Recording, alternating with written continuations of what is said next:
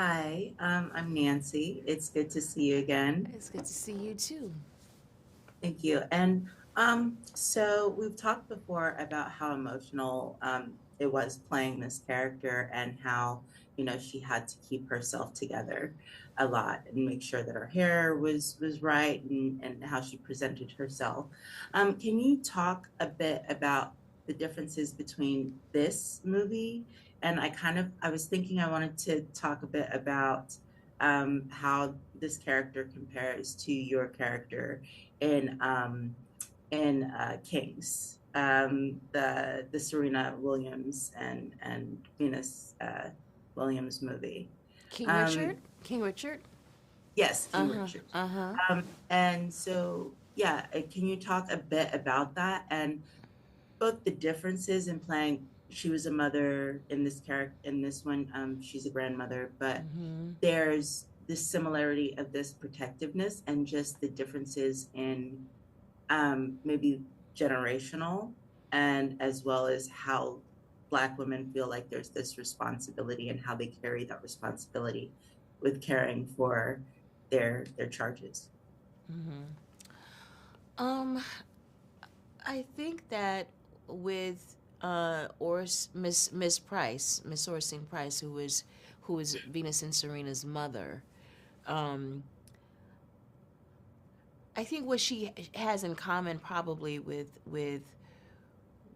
Hattie is just how she manages emotion, and being very very aware that in the case of Miss Oracine, that she had children who were center court in every part of their lives when they started, competing in the levels that they were competing, and they, were subject to a great deal of harassment and insults, and she had to make sure that they stayed focused, that they didn't collapse or surrender to, the attacks that came their way. And so with Hattie, she has to sort of, contain herself, even though she feels a lot of rage, a lot of pain, a lot of hurt because of what's happening to Elwood, but she has to hold that. She has to hold it, because she has to be a strong tower for her grandson. And I think that's what Ms. Oracine and Hattie share, as is being these strong towers for the children in their lives. Mm. Yes, that's beautiful. And just thinking about it right now, it's kind of making me tear up a bit because it's making me think of how this is such a common theme throughout, for Black mothers, Black grandmothers, aunts, sometimes Mm-hmm. having to, I would say, perhaps be stronger than maybe they should have to be for the kids in their lives because there's Mm-hmm. so much that goes on that they have to deal with. So, Mm-hmm. can you talk a bit about reading the script and how you felt about the story itself? The fact that this is based on a true story. There's some differences there and whatnot, but that Mm-hmm. these kind of schools existed. This is the kind of stuff that happened there. And can you talk about your passion for bringing these types of stories to life and giving life to these characters? Yeah, I think, you and I are talking right now, um, because of what happened to those children at the Dozier School. If that did not happen to them, um, there would not be these initial articles that came out, that research that came out, that Colson Whitehead based his story on, and then ultimately we have a film that's based on the book. But all of that happened because that happened to those children at that school. Um, and I think that's important. I think that's very important, um, because our discussing it, our talking about it, means that finally somebody is saying something about it.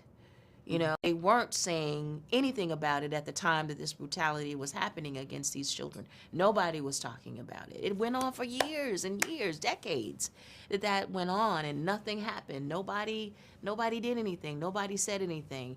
You know, the Dozier School did not work, you know, in isolation. There were other schools like it all around the country. There are still schools, Mhm. reform schools or military schools. Those schools still exist.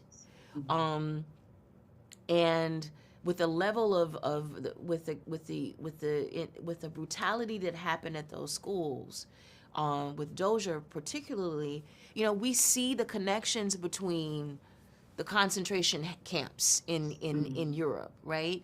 And how those concentration camps were not, you know, in some isolated place on a tundra.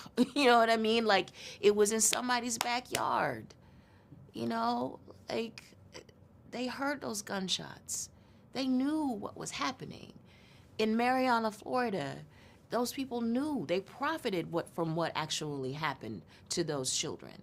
It's comparable to Catholic mothers, unmarried Catholic mothers, and how the Catholic Church put them in Dozier schools, right? So this happens to children, and we have sort of said it's okay, but it's not okay. It's not okay. And more than that, it's one thing for somebody to hit somebody. It's another thing for us to sit back and watch it and don't say anything. And what I'm excited about is Nickel Boys gives us the chance to say something. Yes, thank you. Thank you so much again. And it's a beautiful movie. Thank you so much. All right.